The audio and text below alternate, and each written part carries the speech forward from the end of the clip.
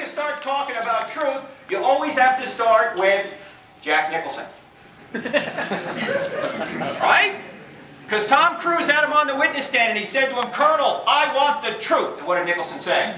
You can't handle the truth. You can't handle the truth. Well, there's a lot of people in our culture today who can't handle the truth. They're saying there is no truth, you got your truth, you can't know truth, all truth is relative. Before we get to those objections, let's define what we mean by truth. Here's an easy definition of truth. Truth is telling it like it is. If I say here we are at Ohio State University, that would be telling it like it is. If I say here we are at University of Michigan, where I was last year, that wouldn't be telling it like it is, right?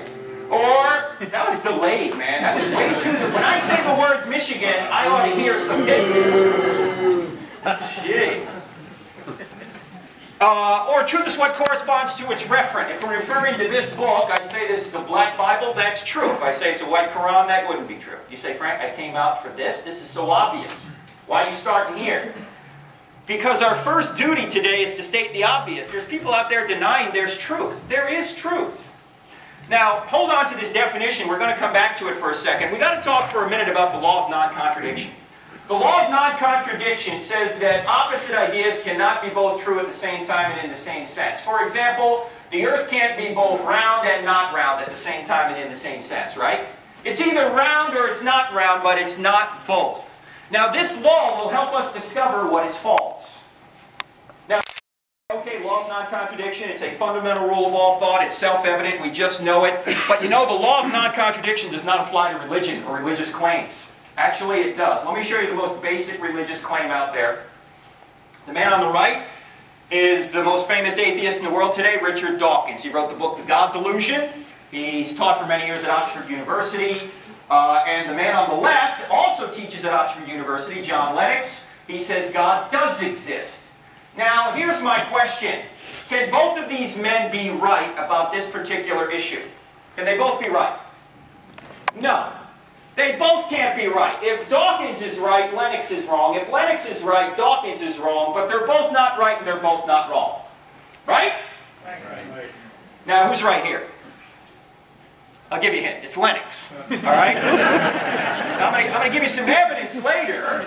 But the only point I want to bring up here is that the law of non-contradiction applies to religious claims. Now, by the way, if you want to see a fascinating debate, Google, well, you don't even need to Google it. If you go to our website, crossexamine.org, hit the blog, and just look for the Lennox-Dawkins debate.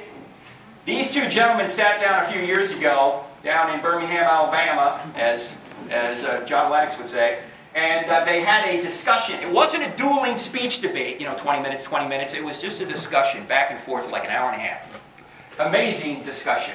If you want to listen to a really interesting debate, just go to our website and check it out. And since both men have British accents, they sound even more brilliant.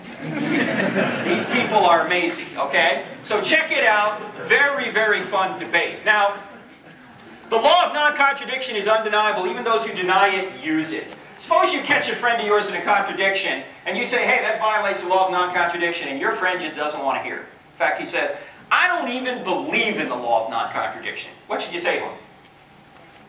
You do believe in it. He's going to say, "No, I don't." He says, "You do believe in it." He says, "No, I don't." You say, "You do believe in it. You're using it right now to contradict me." You see, you can't think a thought without the law of non-contradiction. The law of non-contradiction is to thinking what your eyes are to seeing. You can't see without eyes, and you can't think without the law of non-contradiction. It's just part of the furniture of the universe. It's just the way things are. Now, there was a great Muslim philosopher a number of years ago who had a great way of convincing those who denied the law of non-contradiction that they were wrong. His name was Avicenna. Here's what Avicenna said. He said, "Anyone who denies the law of non-contradiction should be beaten and burned until he admits to be beaten is not the same as not to be beaten, and to be burned is not the same as not to be burned." You can see they're opposites there. But you get the point. All right, let's go back to truth for a minute. All truth is absolute. Something that is true for all persons at all times in all places. There are no relative truths. You say, "Wait, I can think of a relative truth right now." Like what? Amazing day here on Leap Day in Columbus, Ohio. Almost 70 degrees, wasn't it? 66 degrees I saw on the marquee out there coming in. I bet you felt warm today. In fact, it amazes me when you come to these campuses that are generally cold weather campuses. If you get a warm day in the middle of winter, people dress like it's 90. You know, they're just strolling around campus across campus with virtually nothing on. You probably felt warm today, but I'm sure the people in Fairbanks, Alaska, where a few weeks ago it was minus 83 degrees Fahrenheit, they felt cold. That's relative. No, it's not relative at all. Why? It's absolutely true for all people at all times in all places that when referring to you today, you felt warm, if in fact you really did. And it's absolutely true for all people at all times in all places, and referring to people in Fairbanks today, they felt cold, if in fact they really did. Remember, truth is what corresponds to its referent. Now, when you say all truth is absolute, you're going to get some pushback. In fact, some people are going to say you are very judgmental. They're going to say things like, you know what, there is no truth. Or they might say, you can't know truth. Or they might say, wait a minute, all truth is relative. Or they might say, it's true for you, but not for me. That's one of my favorites. Or they might say, no one has the truth. Or the granddaddy of them all is, you know what, you just ought not judge. Don't judge, especially if you're a Christian. Hey, Jesus said don't judge. Why are you judging, you hypocrite? Now, if you can't answer these claims, then you can't say that the Bible is true, nor could say Richard Dawkins say the God delusion is true. Okay? So there's got to be something wrong with these claims. There is. What's wrong with them?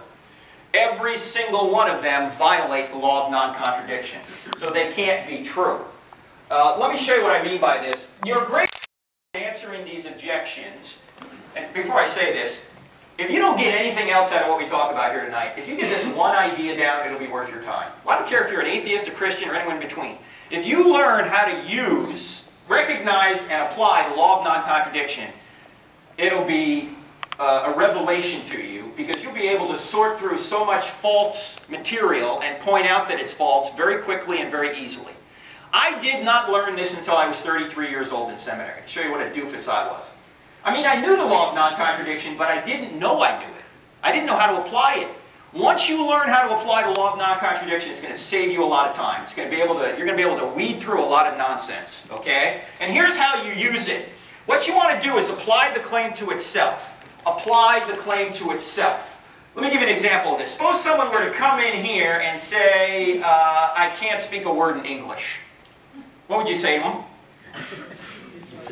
Yeah, didn't you just say that in English? Look, you apply this claim to itself and it turns out to be self-defeating. It's like saying, my parents had no kids that lived. Or my brother is an only child. Or everything I say is a lie. Some of you will get that tomorrow. Or all generalizations are false. Some of you will never get that one. All right.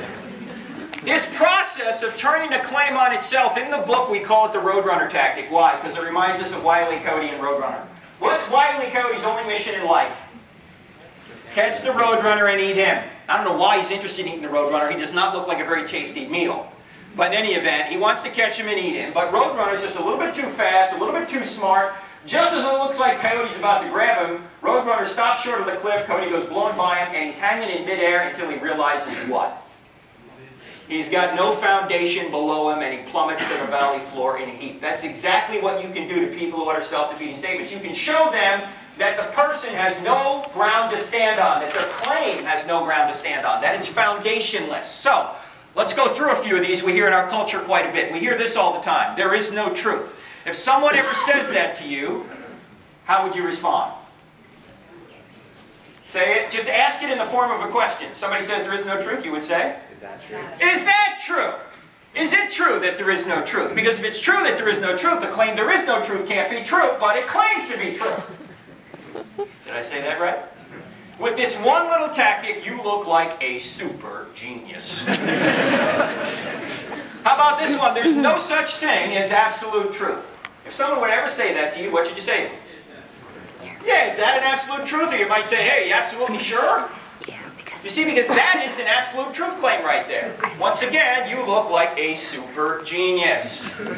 One of my favorites is this one. It's true for you, but not for me. What do you say to somebody who says that? You know, Christianity is true for you, Buddhism is true for me. This is also self-defeating, it's just a little bit more subtle. If somebody says it's true for you but not for me, say, hey, is that true for everybody? Is true for you but not for me true for everybody? Because if true for you but not for me is true for everybody, then true for you but not for me can't be true because it's true for everybody. I know that can give you intellectual constipation if you think about it long enough. But that's because it violates itself. It's self-defeating. Actually, there's a funner way of dealing with this. If somebody says it's true for you but not for me, say, sure, go try that with your bank teller. Yeah, go to your bank teller one day and say, look, the economy's down, I need some extra money. Can you give me some extra money? In fact, give me $100,000 out of my account. The bank teller looks at your account and says, I'm sorry, you only have $47.12 in your account. Don't worry about it, it's very easy to get the money. You take a look back out at the teller and you go, that's true for you but not for me. Give me the 100 grand. You're going to get the money? No. Or you're going a little fast down the highway out here. You're going 90 and 55. Cop sees you, pulls you over, walks up to your car, knocks on the glass. You put the glass down, he looks down at you and he says, you were going 90 and 55. Very easy to get out of a ticket. You simply look back up at him and you go, that's true for you but not for me. And you speed away. Can't give you a ticket if it's not true for you. No, if you were going 90, that's true for all people at all times in all places when referring to you at that time. It's just true. By the way, I go to a lot of churches and I ask churches, I say, do you believe this book is true? And most people in the church will say, of course I believe it's true. I say, well, why is it true? Why do you believe it's true? Do you know what answer I get more than any other, unfortunately? Because I have faith. Is that a good answer? Because I have faith. Does your faith change whether or not this book is true? Does your faith change whether or not God exists or Jesus rose from the dead? No. He either exists or he doesn't exist, regardless of what you believe about it. Jesus either rose from the dead or he didn't rise from the dead, regardless of what you believe about it. You say, why is the Bible then always talking about faith? Because there's at least two kinds of faith. There's belief that, and then there's belief in. Belief that is getting evidence that God exists, that Jesus rose from the dead, that the Bible is true. That's what we call in Christian terminology apologetics. Give you evidence. That's what we're going to do here. But all the belief that in the world, according to Christianity, won't get you saved. In fact, James, the half-brother of Jesus, who wrote this little book called James, said, even the demons believe that God exists, but they tremble. They tremble. Why? Because they don't put their trust in Christ. There's a difference between belief that and belief in. Belief that's just intellectual. Belief in is also volitional. When I first met my wife 27 years ago, I got evidence that she would be a good wife. But all the evidence in the world didn't make her my wife. I then had to take a step of trust in her to ask her to be my wife. And in a momentary lapse of judgment, she said yes. And so there's a difference between belief that and belief in. But never say that you believe something because you have faith, or you think it's true because you have faith. Because believing something doesn't make it true. I mean, do you have to believe something to stay on the ground? Do people who don't believe in gravity float away? Hey, look, there's another one. Hey, if you believe, you'll come back. No, that's not the way it works. All right? So we're going to be talking most of the time here about belief that, not belief in, because that's up to you, whether you're going to put your... In fact, the better word in our today's culture is trust. It's not faith. Faith has the connotation that you have no reasons. It's trust. I had good reasons to marry my wife. Then I took a step of trust in her and asked her. How about this one? You hear this quite a bit. There's no truth in anything but science. No truth in anything but science. What's the problem with that claim? Yes, it's not a scientific truth, is it? That's a philosophical claim. You can't go in the laboratory and prove that. That's a philosophical claim. And here's what's so often forgotten. You can't do science without philosophy. In fact, you can't do anything without philosophy. You can't read the newspaper without philosophy. When you get a PhD, what does the PH stand for? Philosophy. And the problem here is that the debate, say one of the most controversial debates we have in academia now is between the Darwinists and the intelligent design people. The debate is not over the evidence. Everybody's looking at the same evidence. You know what's the debate over? It's a debate over philosophy. It's a debate over what causes will be considered possible before we even look at the evidence, and how will we interpret the evidence once we see it. See, the evidence is not self-interpreting. When you look at a biological entity, it does not say made by Yahweh on there. Neither does it say evolved from the first one-celled creature without intelligent intervention. You have to make an interpretation. That's why I wrote an article recently, we're going to turn it into a book ultimately. It's called Science Doesn't Say Anything, Scientists Do. All data needs to be interpreted. And it depends on your worldview as to how you interpret the data. There's a lot more in the book on that. I don't have time to dwell on it right now. But this scientism is self-defeating. Can't be true. How about Kant? How many have heard of Kant who said you can't know the real world? How many have studied Immanuel Kant? Can I see your hands, please? Kant. Very influential philosopher. He and David Hume, two of the most influential philosophers of the past 250 or so years. And Kant basically said you can't know the real world. Why? Because there's a real world out there, but the phenomena from the real world gets into your mind, and your mind then categorizes the data in such a way that you can't know the real world in itself. You can only know what your mind does to it. Now there's one small problem with Kant's philosophy. What's the problem? If Kant were to say this to you, what would you say to him? Is that true? Then how do you know that about the real world? Why can Kant know about the real world, but we can't? See, this is logically self-defeating. Now, all of modern philosophy flows through Kant. If you don't understand Kant, you don't understand modern philosophy. The problem is, the very foundation of Kant is self-defeating. It violates the law of non-contradiction. Kant says he can do something that everybody can't do. In other words, he grants himself an exemption for his own theory. And you find this quite a bit. How about skepticism? You should doubt everything. Have you heard of this?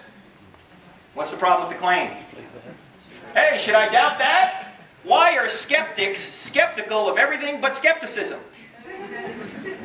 Now, let me ask you a question here. I don't care what your worldview is, Christian, atheist, anywhere in between. How many people in here, on occasion, doubt your own worldview? In other words, you go, I'm not sure if what I believe is true. I'm raising my hand right here. Even though I wrote the book, I don't have enough faith to be an atheist. Some days I go, I don't even know if there's a God. You ever do that? I mean, some days you wake up and you go, in fact, when I'm having a good day, things are fine. Maybe when I'm having a bad day, I'm doubting. In fact, a friend of mine who does these kind of seminars sometimes says, before I have my first cup of coffee in the morning, I'm an atheist.